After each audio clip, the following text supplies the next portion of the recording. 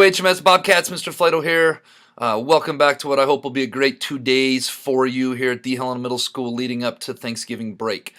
This week's Bob lesson is maybe one of my favorites of the year, the Movember Special. You may have noticed some staff members on Friday with some funky facial hair going on. We do this to raise money every November.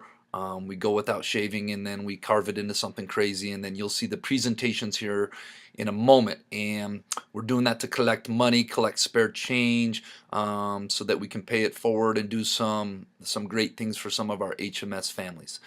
Gratitude is something that's on my mind with this Bob lesson, being grateful. Unfortunately, there's so much negativity out there in the world, and it's never going to go away. You're always going to be able to find negativity in the world.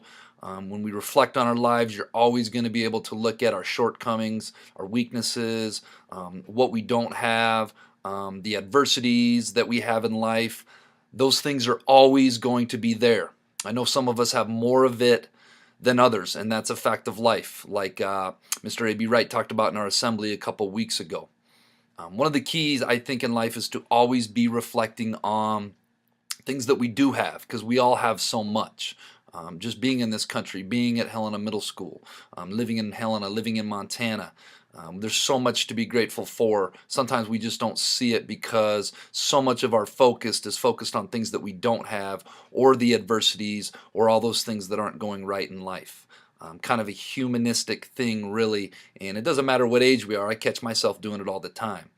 So when we go on and we listen to this Bob lesson, I want you to think about all the things you're gratitude for, all the things you're grateful for, and I also want to think about the things that we can do for others. Not just giving your spare change so that we can raise some money to do some things for some of our HMS families, but just on a day-to-day basis, walking through the hallways, being kind, being nice, lifting each other up, things of that nature.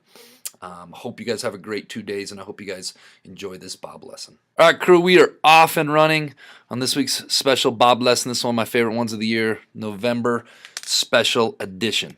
But first, let's be our best this week at HMS. Let's be Bob. Let's be safe. Let's be responsible. Let's be respectful. Let's be a learner.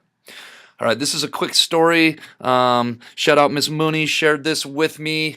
Kind of a story of gratitude I will share with you real quick. This was a story recently. I was sitting in a restaurant in Kansas City. A man about 2 tables away kept looking at me.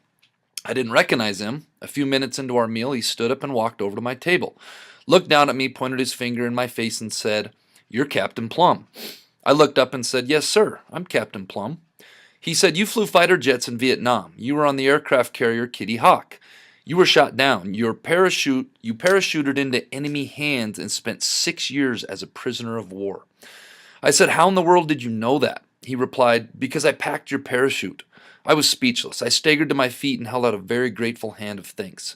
This guy came up with just the proper words. He grabbed my hand, he pumped my arm and said, "I guess it worked." "Yes, sir, indeed it did," I said.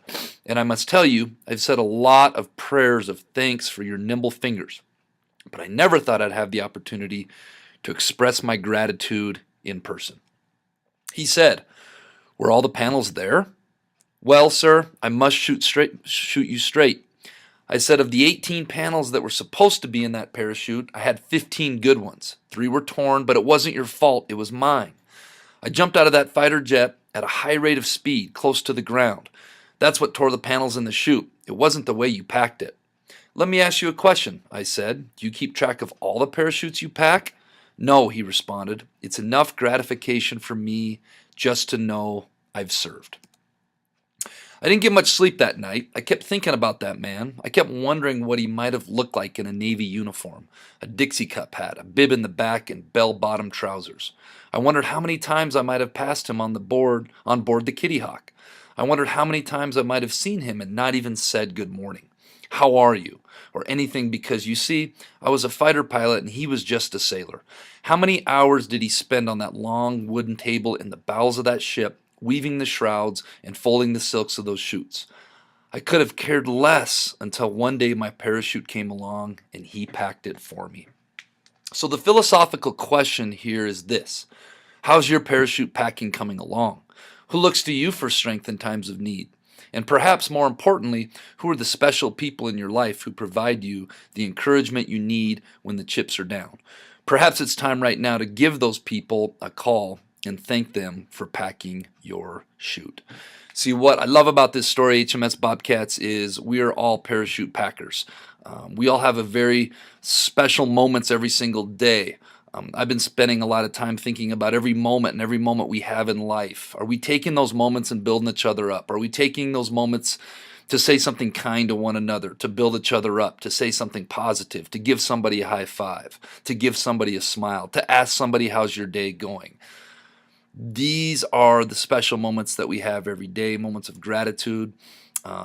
We're going to listen to some Movember facial hair stuff, and I want you to think about giving back, even just some spare change, asking your parents for some spare change, taking some spare change out of your piggy bank at home, donating it to whatever staff member's facial hair you like the most. It doesn't really matter.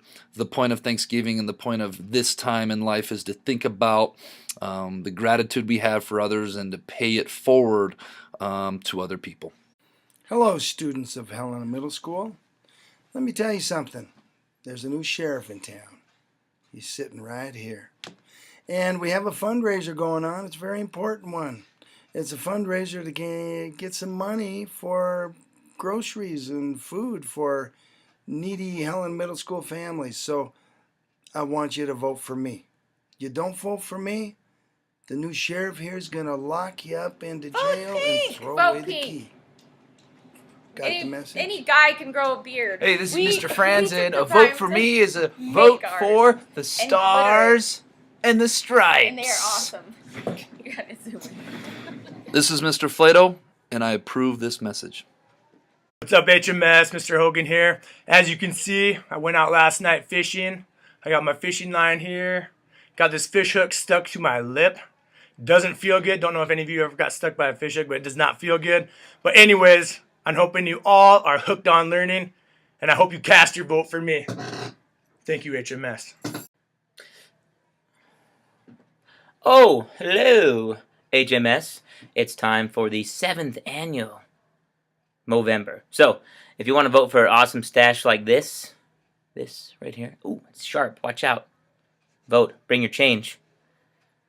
Pew, pew, pew. Hello, Bobcats. Mr. Flato here. I'm an 80s baby. Grew up in the 80s like many of your teachers. And you know what the coolest thing about the 80s was? Mustaches. Everybody had mustaches in the 80s. I hope it makes a comeback someday. Specifically, the Fu Manchu. It's aggressive, independent, sinister. I hope every boy in this school has a goal of growing one someday. Until then, support the cause. Donate your spare change to me. Good morning. I just had to show off my beautiful artistic. Took me a long time to get this done, but then little man couldn't get left out either. So there he is, all happy. Someday he'll have a better one, hopefully. See you guys. Buenos días, HMS. Es Profe Cepeda. Tengo aquí los Racing Stripes. Es un poco del mafioso mexicano, algo así. Por favor, yo quiero su voto. Entonces pongan el voto para mí, para profe. ¿Ok? Aquí vamos. Bien, chao. I must ask you a question. Yes? What do you like about reading? Oh, I love that reading makes you smarter, but it also makes you more hirsute. What does that mean? You better go to your library and look that up. Good morning, HMS. This is Mr. Blaz and his creation this year, and it is an M, or an isosceles triangle, or parallel lines. Vote for me. It's math-oriented. Hello, HMS. Make sure you vote for Mr. Boyle for the Movember. Remember, say no to drugs, and I'm the one who knocks. Hi, everyone. Mr. Sturgar. Totally deserve your vote. Vote for me.